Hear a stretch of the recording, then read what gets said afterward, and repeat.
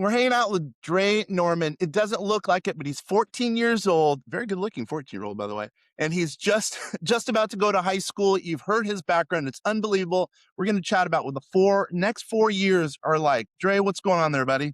It's going great, brother. How you doing?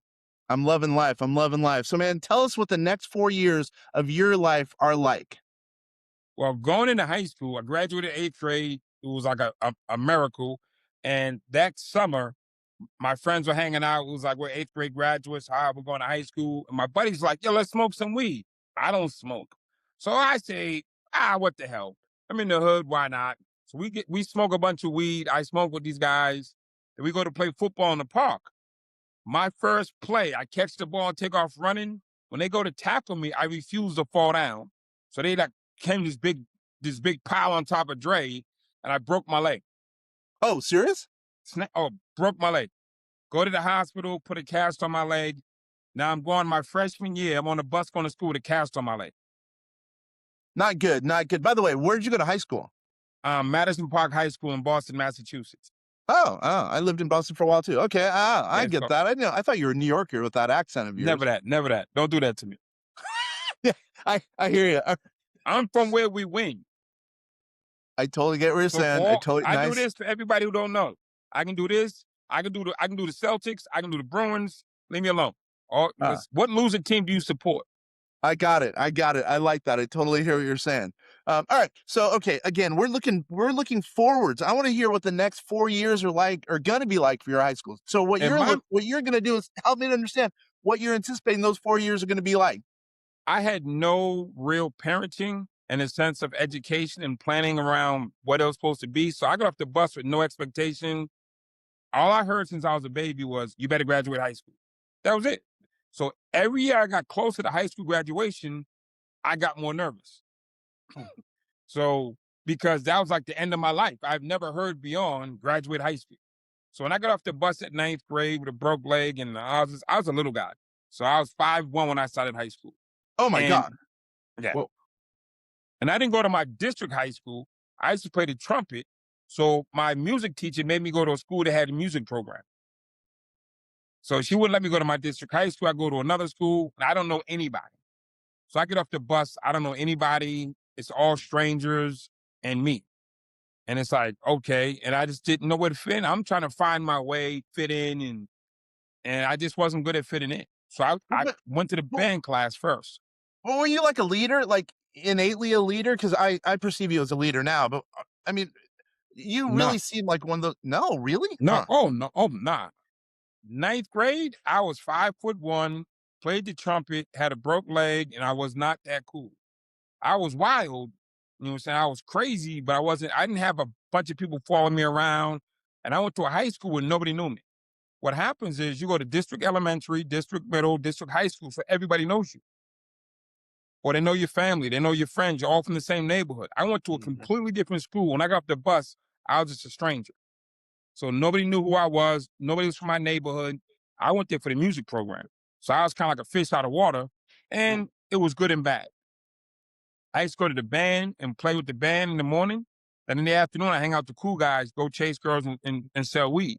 In the morning, I hang out with the band. In the afternoon, cut school, go run downtown.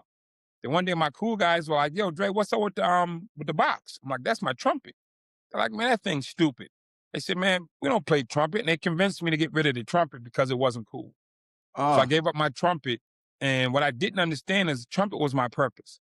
It was my passion. It was the thing that kept me focused. When I gave that up, I had nothing. So my next 4 years after that trumpet, there was nothing.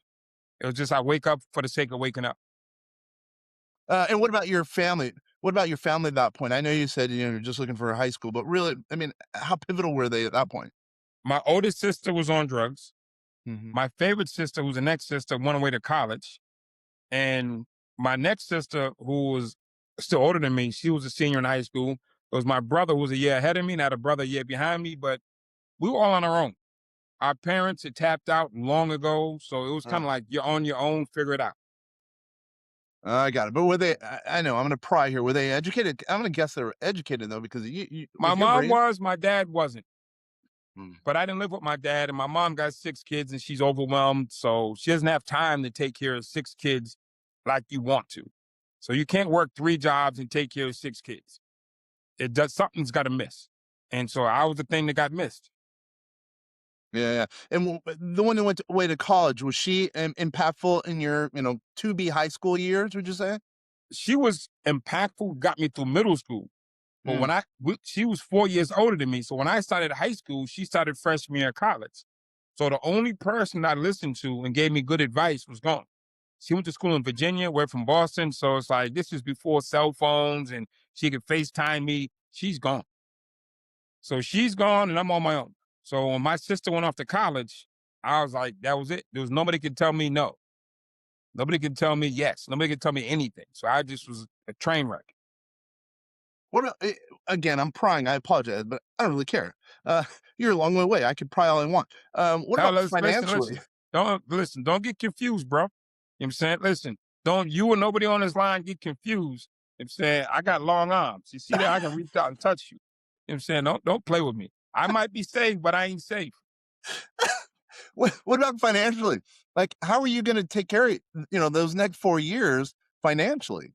I mean, back then we sell weed, we hustle, rob people. You know what I'm saying? That's what you do. And I've been selling weed since the 6th grade. So I make money selling weed. I make Really? money. Now I'm in high school. I got guns. Now I'm robbing people. So that became the new hustle. And I was a bookie. And ninth grade, I was a bookie. I grew up watching wrestling, so it was fixed. So I used to make people bet on the wrestling matches, even though I knew who was going to win. You knew who was going to win before. If you know anything about wrestling, you knew who was going to win before it was over. Every blue moon, it would be a upset. And 99% of the time, it was a script. So I was a bookie in the ninth grade. I was a weed dealer in the ninth grade, and I was a sticker kid in ninth grade. So money wasn't a problem. Dude, so you're wild as a sixth grader if you were starting to smoke and sell weed as a sixth I grader. didn't smoke. I sold. That's what I meant. Yeah, yeah. Good Yeah, point. Wow. That's in my world, that's pretty young. yeah. Well, I mean, I was in the 6th grade. Kids used to make fun of me, give me a hard time because we was poor, free lunch kids, dirty clothes. And my buddy said we can go to the park and make some money after school. I didn't care what it was as long as I could buy new clothes and buy lunch for myself and not be a free lunch kid anymore. That's what made me start selling weed. I wasn't trying to be cool. I got tired of people making fun of me. Mm. So were My you, mom couldn't buy me this stuff. as an eighth grader going to ninth grade, were you in a gang at that point, or no, you were not in a Nah, gang? nah, not again. It was just you're from where I grew up. Everybody's from a neighborhood. Let's just take New York. You live in Brooklyn. You go to school in Brooklyn. Everybody's from Brooklyn. Imagine if they sent you to school in Manhattan.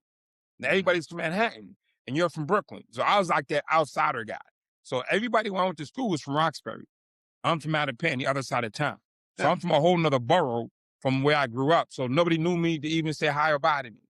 You meet friends in class, and that's about it. But for the most part, I went to school in a whole nother borough, so nobody had any. Who's this random guy? I don't know. got it. Got it.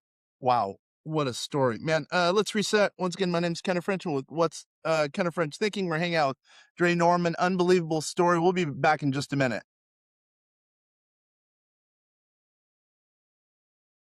They'll cut it. Okay. Now, Dre. Wow. Wow. Sorry for me being so naive, but I'm naive. Okay. So you're 32 and about. Or wait a minute. No. Yeah, you're 32 and about to go into jail. Correct? 18. Oh no, my bad. Yeah, I don't know why. Oh, so this worked perfectly. Okay. You ready? Yeah. We're hanging out with Dre Norman. He's just about to go into jail, literally just about to go into jail tomorrow. We want to hear from him. So he tells us what he's anticipating in an unbelievable experience, like going to jail for a long, long time. Thanks for hanging out with us here, there, buddy. Yeah. So I'm 18. I just got sentenced 7 to 10, 2 9 to 10s, 2 10s, 2 15 to 20s, and a 5. I couldn't even count that fast. They put me in a van, and I'm driving to the state penitentiary. And it's the maximum security, all the stories you've ever heard, don't drop the soap, all the craziness. And I'm in the back of the van, my mind is just spinning. And I'm terrified because maximum security prison is not where you want to be. When I get off the bus, you see the big wall. They take you up, they drive you to the front door. You get off and you walk in the front door. And it's like sliding door goes down, you walk down the hallway, and then you walk inside the prison. And it's like this air of you've lost. I'm saying, game over. And they put you in a cell. I literally got there and I was just like, it's like you're bewildered. You don't know what's happening. But prison is serious. Anybody thinks prison's a joke, things happen. My first 24 hours, I almost caught a murder case. What's that mean? You almost killed someone or almost were killed? Participated in a murder. So I get to the prison, they put me in a cell. And there's 12 of us on the unit, 6 on each side. And it's all new guys. The unit behind me, there's a housing unit behind me, and the guy yelled over, yo, who's in cell 4? I'm like, yo, that's me, what up? He's like, yo, man, what's up? Who that? I'm like, it's Dre. And he was one of the guys from my neighborhood. So I'm like, yo, Yeah. what's up? He's like, yo, is John across the hall from you in cell 7? I'm like, yo, yeah. He said, well, y'all come out, man. We gonna catch up. We gonna get together. So I'm saying, hey, John, they waiting for us. We going out. What I didn't realize was John had testified against the homie. And the homie was on a natural life sentence. And he was a top gang member in the state. And if John would have walked out that gate, he'd have got his head chopped off. So I'm trying to, unbeknownst to me, being naive, talk about naive, I'm naive trying to get him to go out to the main yard with us when they call us. He went out and told the captain, hey, I testified against this guy that's a top gang leader. They took him out the building in 20 minutes. But had he walked out with me, we'd have walked out together and they'd have killed him. When all the investigation would have been done, the guy in cell 4 arranged for him to come out. I'm a conspiracy to a murder, 24 hours in jail. Oh my gosh. That fast. Boom. I walk in 24 hours on conspiracy to a murder. Luckily, the guy went and told the captain to get him out of there because he didn't want to die. Had he come out, he'd have got murdered, and I'd have been in conspiracy to the murder because I helped get him to come out. Unknowingly, doesn't matter. That's my welcome to prison. I can't even imagine what it was like. Before I forget, by the way, I know you're doing some consulting about jails, et cetera. Can you explain a little bit about that? Meaning right now in today's day, what are you doing for consulting with jails, et cetera, et cetera? Having served 14 years in some of the worst, most violent prisons in the country, and having gone from a nobody to the top gang leader or one of in the state and around the country, I figured it out. And when I came home, the thing I understood is how to read people, how to manage people, how to manipulate people, how to sell people, whatever you want to call, and how to hurt people. So all the skills that I've amassed in prison that helped me become one of the top gang leaders in the state, I came home and I started going to juvenile centers and helping them out because I understood the mindset of somebody who's given up. I understand the mindset of somebody who has imposter syndrome. I understand the mindset of someone who's been neglected or abused and living in trauma. And I know how to go into that mind and restart it. So I'm a human mechanic. I can restart the engine, restart the mind, and make them go. Because for 14 years, I had some of the most problematic, chaotic people working for me and doing great. So when I came home, I kept doing it. And I've worked in prisons in Johannesburg. I've worked in prisons in Curacao, in Bahamas, in Sweden. I mean, I've worked in prisons across the United States. But the one contract that I like to stand on, the state I was in, where I served my 14 years, the commissioner called me probably like 5 years ago. They gave me a contract to come back and work in the exact same jail that I grew up in. And it's all about violence reduction. So what is his main thing? Violence reduction. I convince killers not to kill in jail. I convince people not to assault the staff in jail. And I just spent 55 days, 55 straight days in jail every day, 9 to 9. I go in at 9 in the morning, come out at 9 at night. 9 in the morning, 9 at night. And we went in this prison in New York and we took staff assaults and we took them down super low. We convinced the people, we give them another alternative. Yeah, I've met you. I know you're the man. There's no doubt about it. For the people who are out there, I will tell you that he is the man. Spend a little bit of time with him. It's very obvious, as you'll see and hear from this. So real quickly, how does someone get a hold of you if they're interested in, you lecturing, you being a motivational speaker for any of your services, et cetera? You go to my website, andrenorman.com. That's the easiest thing. Go to the And website, send me an email. My email is admin@andrenorman.com. My assistant will get it and she'll help you with whatever we can. Got it. And it's ANDRE Norman, NORMAN.com, correct? Yeah, no, it's DRE, Dre, Oh, Dre. at AndreNorman.com.